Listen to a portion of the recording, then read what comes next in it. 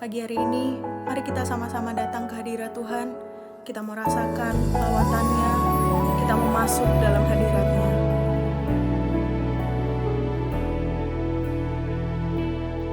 Seperti mentari yang bersinar, seperti itu kasih Bapa. Seperti gelombang samudra, takkan pernah berhenti Kau mengasihiku. Seperti tingginya langit biru, demikian tinggi kasih Bapa. Sedalam lembah bayang maut, demikian dalam Kau tebus hidupku. Kasih-Mu lebih dari mentari yang tak pernah berhenti memancarkan sinarnya.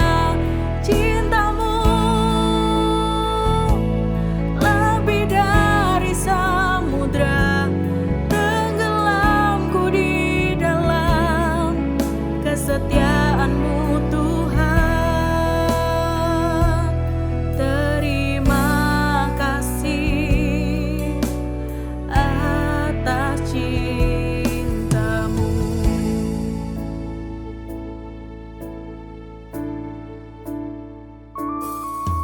Seperti mentari yang bersinar,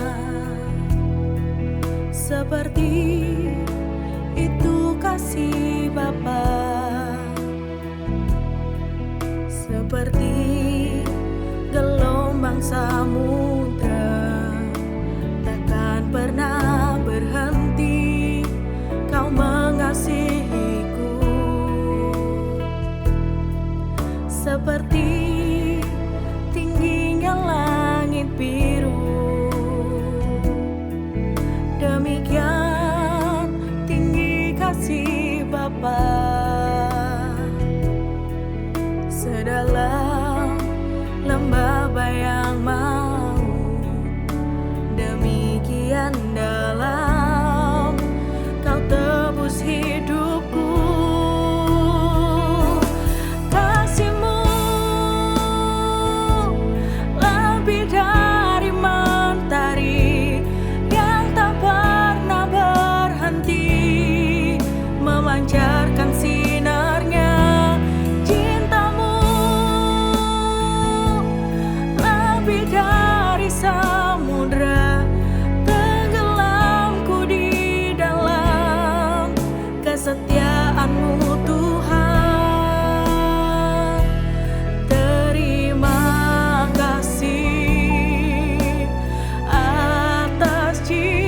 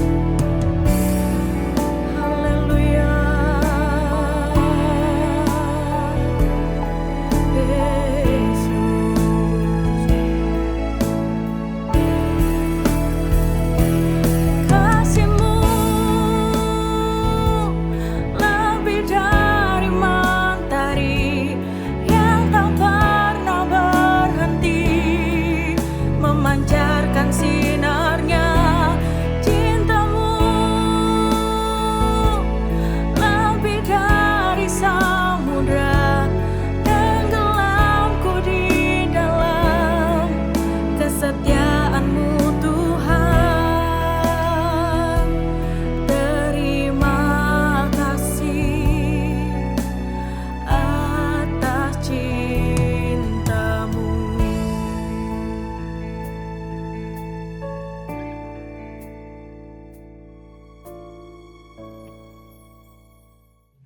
Selamat pagi Bapak Ibu Saudara yang kasih oleh Tuhan.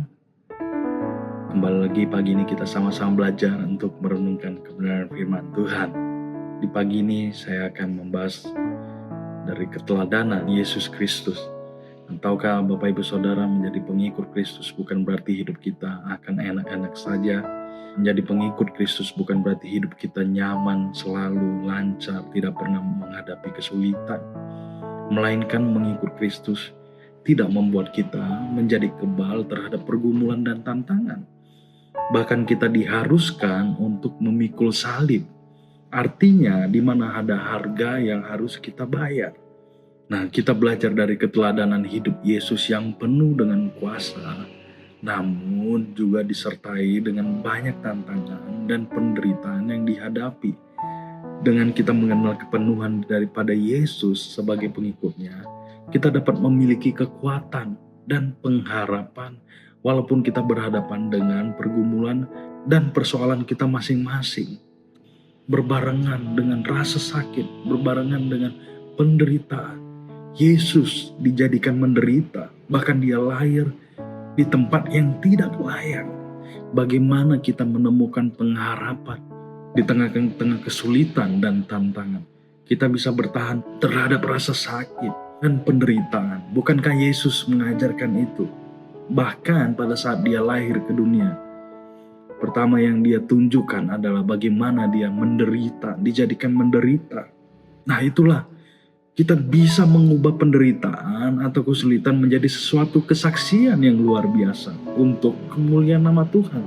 Dan ini yang seharusnya menjadi keyakinan di setiap kali kita merayakan Natal. Bahwasannya ada pengharapan di dalam dia. Nah, karena kita sudah ada di dalam daripada bulan Desember, di akhir tahun ini kita akan membahas seputar daripada kelahiran Yesus. Dalam Lukas 1 ayat yang ke-26 dikatakan di situ, dalam bulan yang ke-6 Allah menyuruh malaikat Gabriel pergi ke sebuah kota di Galilea bernama Nazaret kepada seorang perawan yang bertunangan dengan seorang yang bernama Yusuf dari keluarga Daud. Nama perawan itu Maria. Nah, saya pikir bukan kebetulan kalau Lukas ini menulis status Maria pada saat Gabriel menampakkan diri kepadanya. Bayangkan, saat itu belum ada media sosial, belum ada Instagram, belum ada Facebook dan lain sebagainya. Tetapi status Maria sudah ditulis jelas bahwa Maria ini sudah bertunangan dengan Yusuf.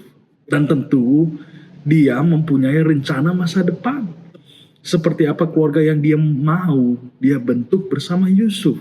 Nah, ditulis juga bahwa dia adalah perawan. Artinya dia belum pernah berhubungan intim dengan siapapun juga. Ayat yang ke-28 dikatakan, ketika malaikat itu masuk ke rumah Maria, ia berkata, salam, hai engkau yang dikaruniai, Tuhan menyertai engkau. Maria terkejut dan mendengar perkataan itu lalu bertanya dalam hatinya, apakah arti salam itu? Ayat yang ke-30, kata malaikat itu kepadanya, jangan takut hai Maria, sebab engkau memperoleh kasih karunia di hadapan Allah.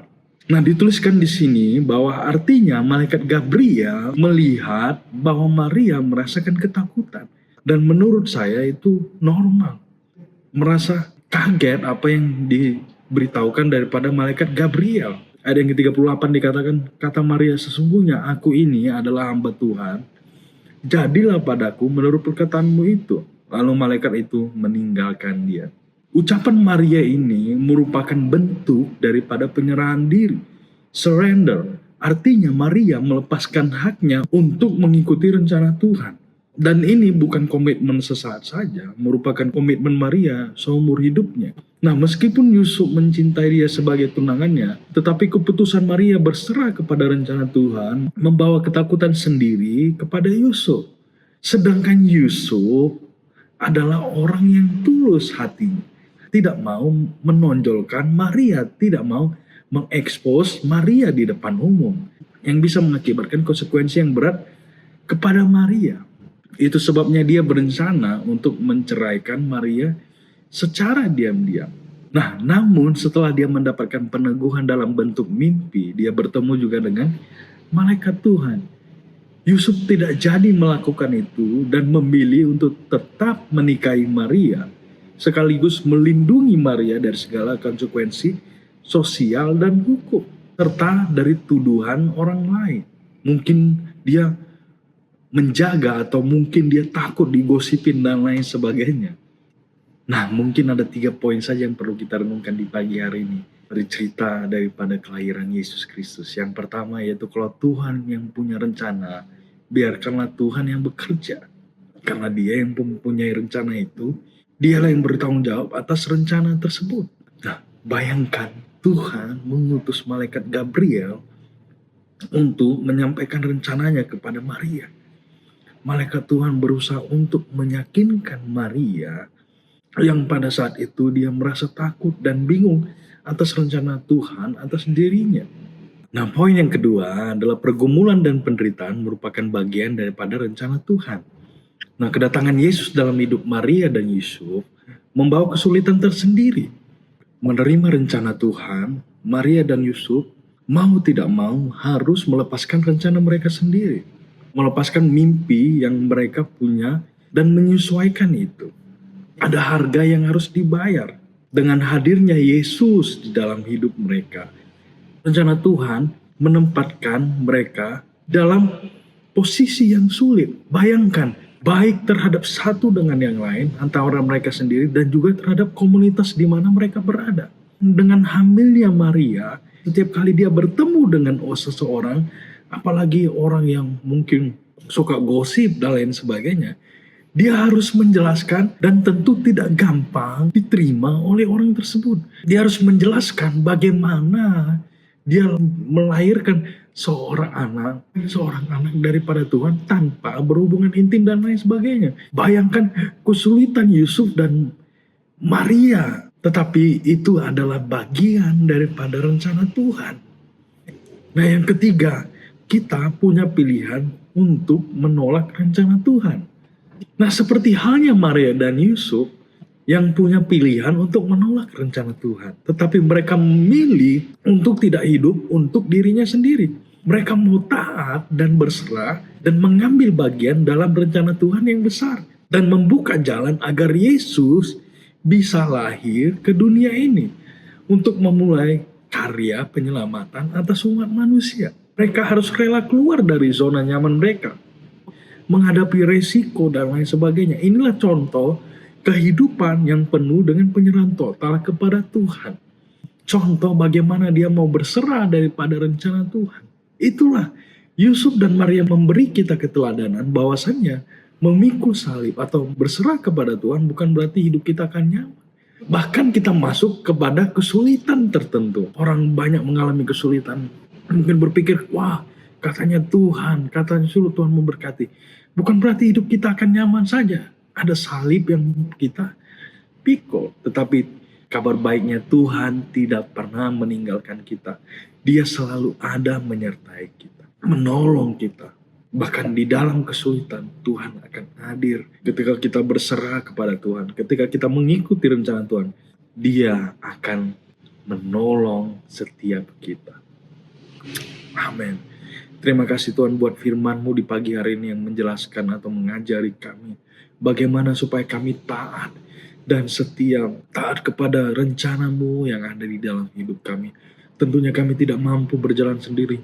Tentunya kami butuh pertolongan Roh Kudus yang ada di dalam kami, membantu kami untuk menjalani rencana-Mu yang besar dalam hidup kami.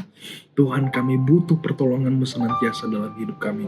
Mungkin kami sedang mengalami kesulitan, tetapi kami percaya ada satu pribadi yang tidak pernah meninggalkan kami, tidak pernah mengecewakan kami. Kami percaya bahwa Engkau selalu baik dalam hidup kami. Kami mau berserah Tuhan, terima kasih buat firman-Mu. Berkatilah dimanapun jemaat-Mu sedang berada. Berkatilah apa yang mereka lakukan Tuhan, apa pekerjaan dan sebagainya, apa yang mereka lakukan. Biarlah Tuhan menyertai mereka. Kami akan memulai kehidupan kami, aktivitas kami di pagi hari ini. Dalam nama Tuhan Yesus Kristus, kami sudah berdoa dan mengucap syukur. Haleluya. Amin.